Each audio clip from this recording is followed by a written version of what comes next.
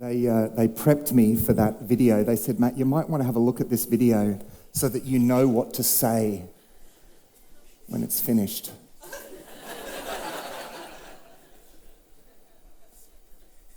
I'm still thinking about what to say. It's drawn all the wit out of me. Go to the conference. No, it's not a conference. No, go to the morning. Good.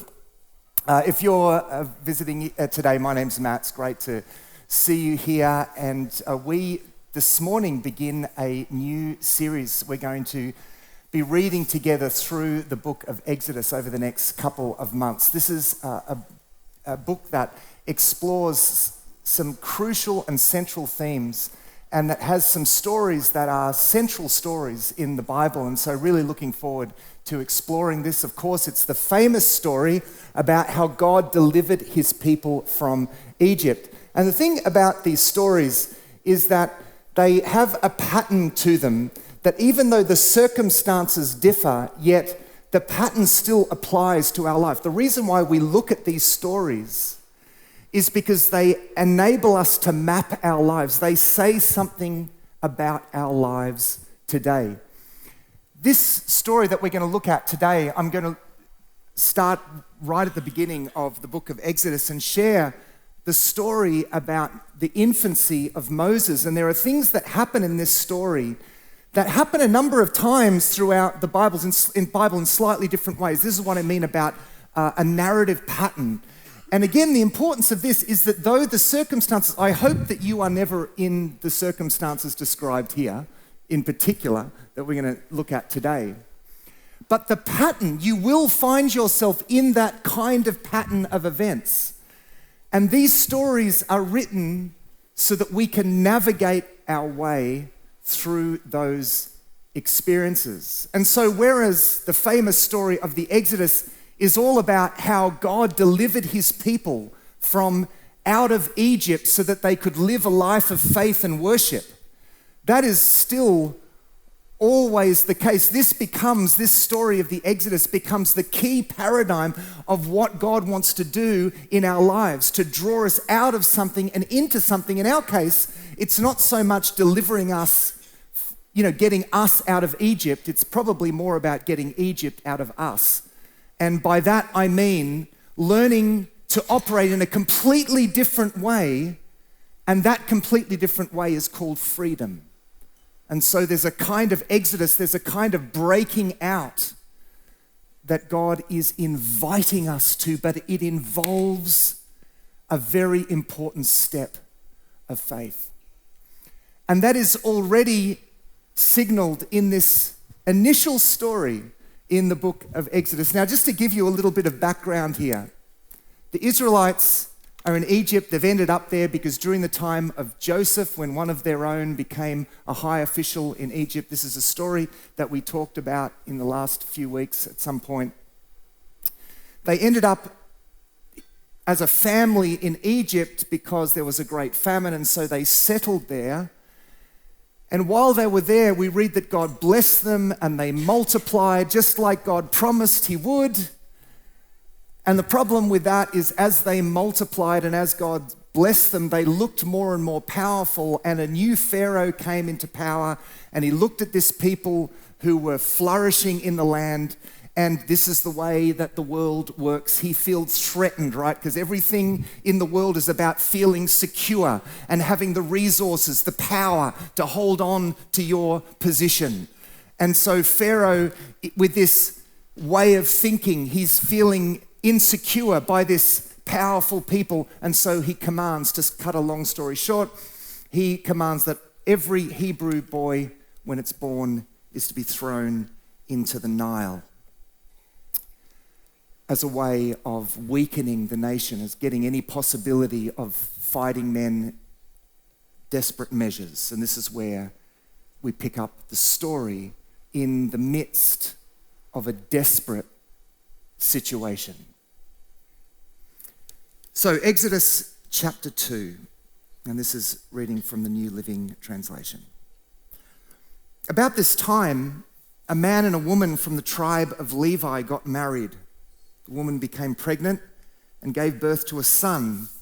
She saw that he was a special baby, and she kept him hidden for 3 months. Now that statement in Hebrew literally says, and she saw that he was good. And it's a deliberate echo of the creation story where we see 7 times God declaring over what he has created that it was good. And he saw that it is good. He saw that it is good. So in this line, there's a recognition that God has provided this child. God has created this child. This is good. I'm not going to do what I've been told to do. Now, you wouldn't, of course, want to do that anyway as a mother, but there's a deliberate echo in this text. There's another whole level of motivation. No, this child is good in the eyes of God. And that's just the beginning because, of course, this is Moses who has a very special destiny ahead of him. So the story goes on. But when she could no longer hide him, so she tries to keep this child hidden for 3 months. Imagine what this woman is going through. Imagine what she's going through. She's disobeyed the order of Pharaoh because she saw that this child was good. She's disobeyed that order. Imagine the kind of anxiety that you would be living in for you and your family at this time. And she's living with this for 3 months. I'm sure she barely got sleep for a number of reasons, but imagine the anxiety. After 3 months, she gives up. I have titled the message today, Giving Up, because I thought I'd give you something really encouraging. And so today I want to tell you, just give up. Because actually, this is often the last thing that we come to when we exhaust all of our devices, all of our ideas, all of our capabilities, right? This is what she's done. She's tried to keep this child hidden. She's holding on to her baby, for goodness sake. And she exhausts all of her devices, and then she gives up. And this is the point. When she gives up, this is the point where something remarkable happens. Isn't it often the case that when you come to the point of saying, I give up, God says, right, how about you give it to me now? How about you give it up to me? And this is what happens. Essentially, this is what happens next. So it says here, but when she could no longer hide him, she got a basket made of papyrus, reeds, and waterproofed it with pitch and tar. The word basket there in Hebrew is the word ark. It's the same word that's used of the Ark of the Covenant. The text is telling us something about what's happening here. This is going to be an act of divine deliverance. And it says here, she put the baby in the basket and she laid it among the reeds along the bank of the Nile River. This is kind of ancient Near Eastern, certainly Egyptian idiom for giving something over to God. I won't explain why that is. There are other stories that talk about placing babies in rivers. And the thing is that she's heard these. And so for her, that translates into her faith in God. She is giving her child over to God because she gives up. I give up. What else can I do? She's completely at odds. So all I can do is surrender my child to God. Now the baby's sister is witness to that. Miriam, her name is. And I love the fact that Miriam is in this story. Miriam, who's about 6 years old, she's Moses' big sister. She is going to witness something amazing. As a 6-year-old girl, she's going to see a work of God. And I think that's significant because Miriam is going to be the one who writes the first recorded song of praise in the Bible, in Exodus 15, when she grows up. So it says here in verse 4, the baby's sister then stood at a distance watching to see what would happen to him. Things happen when you start trusting God. Things happen when you start trusting God. I think for many of us, our faith is primarily about believing certain things, maybe living by certain values, and maybe for you, it's been devoid of any real vibrant experience. Just dry, believing stuff. It's all a bit abstract. I come to church, yeah, whatever, blah, blah. Things don't start happening until you start trusting God. It's when you put your life, it's when you put your baby in God's hands that you will begin to see things actually happening. So the story follows a pattern. This is the pattern that this story follows. The pattern is that when you give something up to God, you get it back in a much more glorious and fruitful way. This woman could not have imagined who this child was going to be, probably the second most famous person that ever lived, or what he was going to do. In fact, he was going to deliver her. She delivers over her child to God, and she receives him back. Jesus says in Matthew 16:25, "For whoever wants to save their life will lose it. If you hold on to it, what you hold on to, you've lost." You got that? What you hold on to, what you fight for, what you grasp at, you lose. But he goes on, "Whoever wants to save their life will lose it, but whoever loses their life for me will find it." If you give it up, you will find it. You will receive it back in a form you never could have imagined. That's the principle at work here. So, the story goes on. Exodus 2 from verse 5. Soon, as Miriam is looking on, Pharaoh's daughter came down to bathe in the river, and her attendants walked along the riverbank. When the princess saw the basket among the reeds, she sent her maid to get it for her. When the princess opened it, she saw the baby. The little boy was crying, and she felt sorry for him. "This must be one of the Hebrew children," she said. Now, the words that are used, it's a very interesting expression. All the action words. She heard, she saw, she drew out, she had compassion on. These are all of the words that are repeatedly used about God's attitude towards his people in slavery at the time. He says later on to Moses, "I have heard, I have seen my people. I have compassion on my people." We're being shown here by this patterning that this is God at work here. Through of all people, the princess of Egypt. Because the Lord works in mysterious ways, right? And so the story continues. Then the baby's sister approached the princess. "Go, Miriam. Should I go and find one of the Hebrew women to nurse the baby for you?" she asked. "Yes, do," the princess replied. So the girl went and called the baby's mother. "Take this baby and nurse him for me," the princess told the baby's mother. "I will pay you for your help." So the woman took her baby home and she nursed him, and she was paid to parent. I'd like that. There's a great idea. You get paid to parent your children because it's hard work, right? It's a full-time job. She gets paid to be she's gone from not knowing whether she can even keep her son alive, and that's not just due to the poverty and the hardship, but because of this edict of Pharaoh. She's gone from not even knowing whether she can keep her son alive. She's gone to the point of giving up. I give up.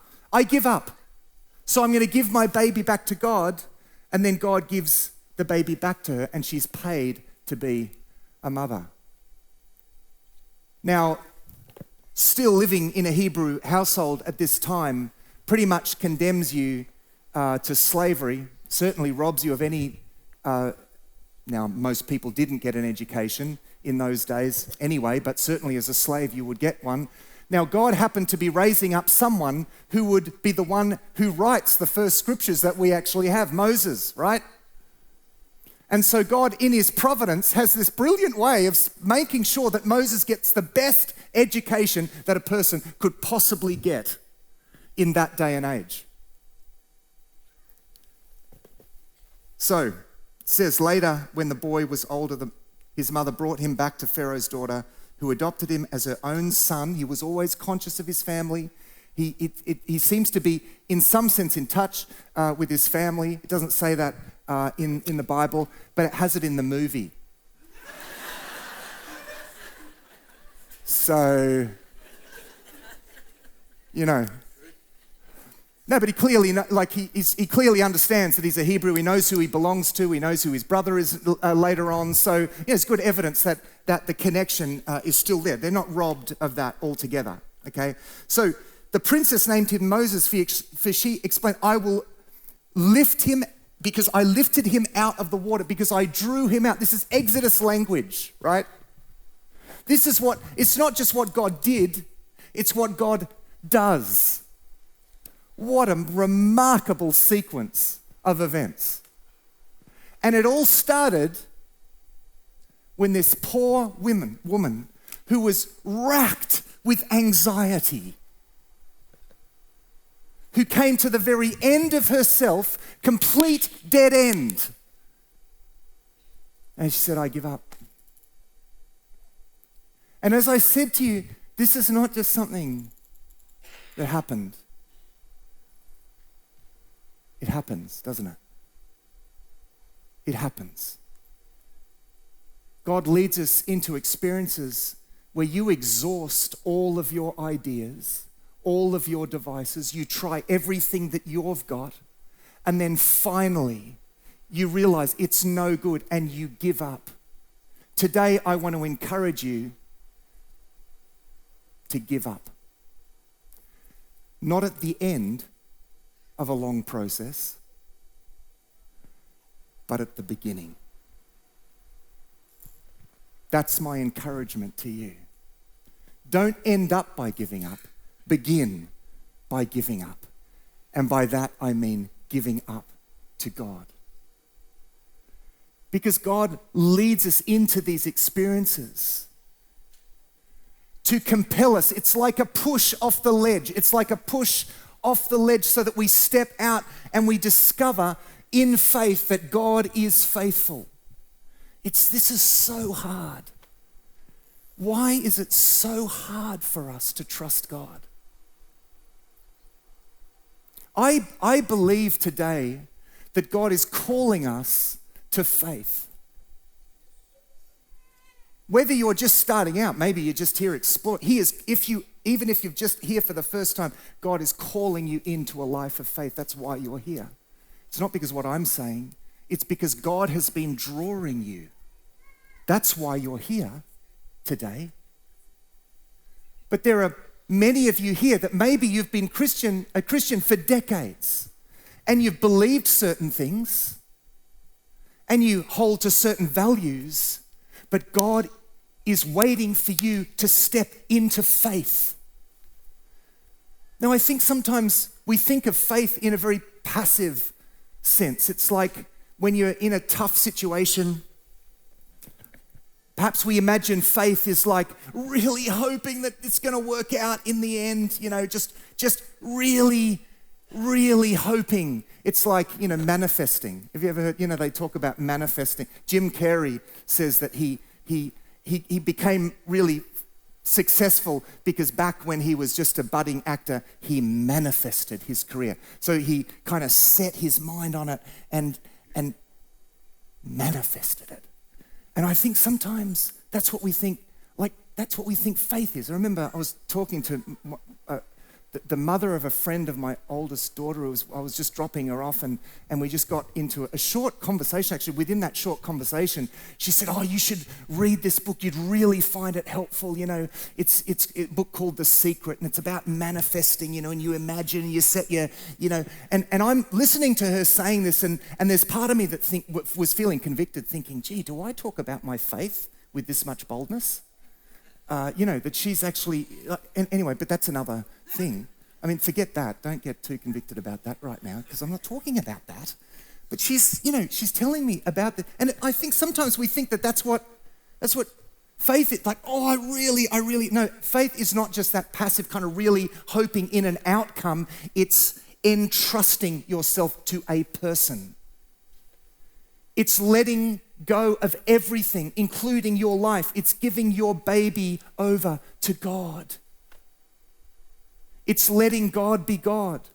That is what this means. This is a radical difference to the kind of life that we otherwise live. There are actually positive gestures of faith that we can make.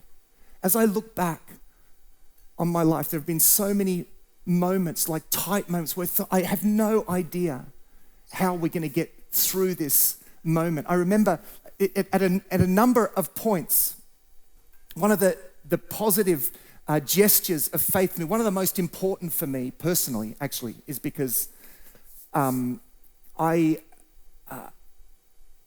me, a source of security is like the bank account.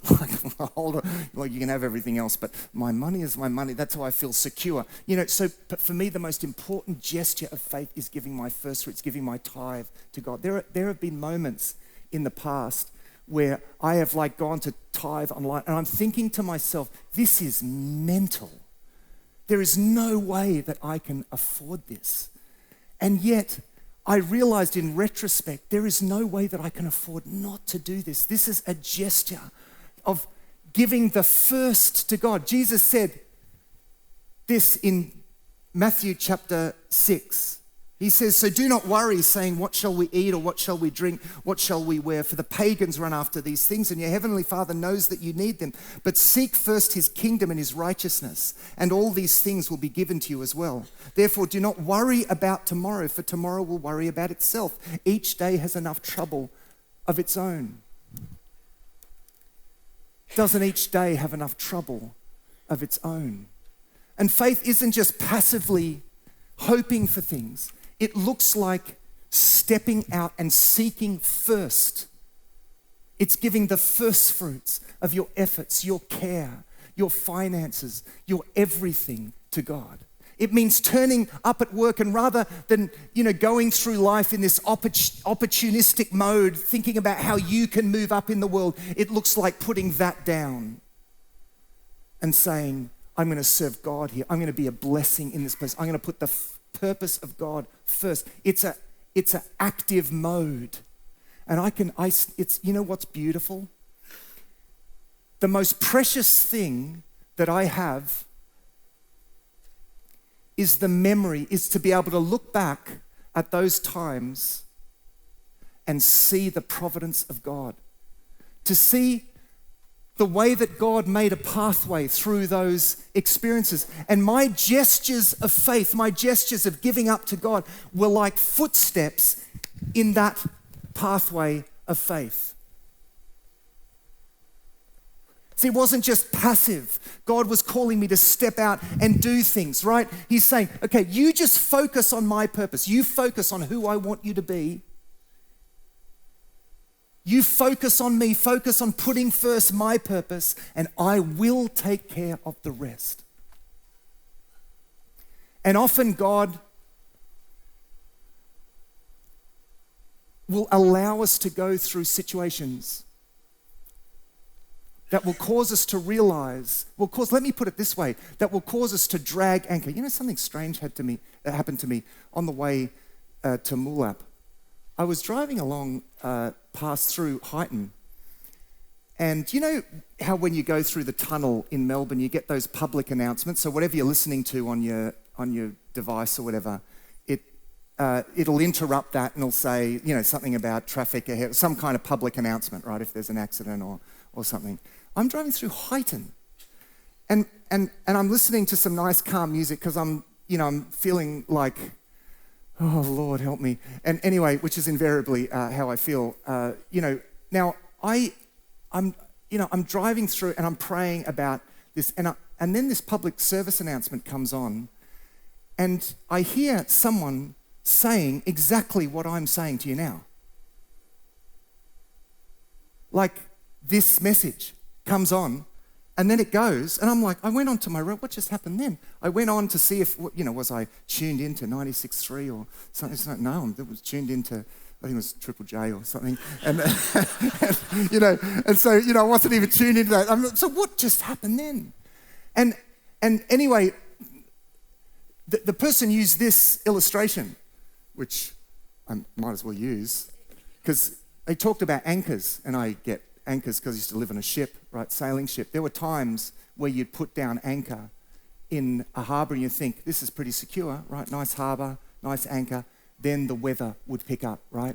And it would show you that where you put your anchor was sandy ground because the anchor would drag, and when the anchor drags on a sailing ship, that's bad news. You can end up on the rocks very, very quickly, right?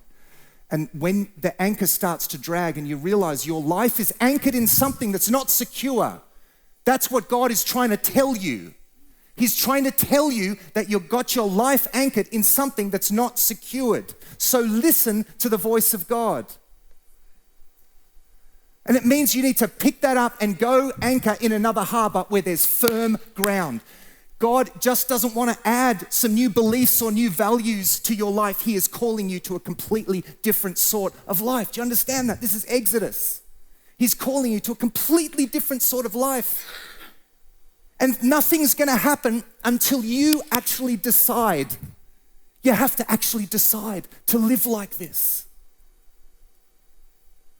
Not just believe stuff. Actually step out and respond to God.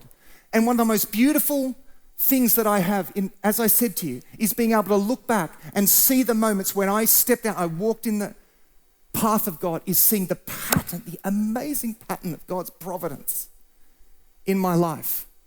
What a memory. It's the most precious thing to look back and to say, I know, I stand before you today as a testimony to the certainty that God is faithful and your lives belong in His hands. And this morning, I'm going to invite you to make the most important decision. Please make a decision. Please do something. I believe there's a sense this morning for many of us here that God's saying, that's enough now. Enough just believing. Now is time to actually do something. I want your baby. I want your baby.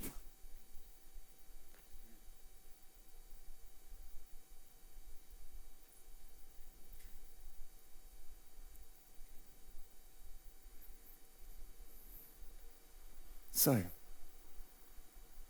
will you say yes? I know it's hard because we're such control freaks. Will you let God take your fingers off your own life and unhook that grasp? Will you step into faith today?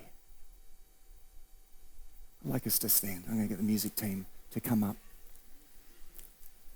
I'd like to invite you today to make a gesture. Because I believe that God is this is the main thing that God wants. We know this, those of you who have been Christians for some time. We know the main thing that God wants is faith. Jesus said, when the Son of Man comes, will he find faith on the earth? That's what he's looking for. That's the thing that delights his heart. He's looking for faith. And therefore, God is always giving us opportunity to faith. There is an experience that you're having right now. Invariably, no doubt, there is an experience that you're having. There's something that you need to trust God with. And now it could be your life. Maybe you've never made this decision before. It could be your life. Maybe you know it's just a general thing. Maybe today you look at yourself and thinking, oh man, I have not really lived by faith. I need to get serious today. Maybe that's it. But I reckon there's probably something. You need to stop vaguely hoping. You need to give your baby to God. Will you give your baby your deepest hopes and desires? Please give it to God, right? Because he will do something with that you can't imagine. You are robbing yourself of so much by not putting it into God's hands. Please put your life into the hands of God today.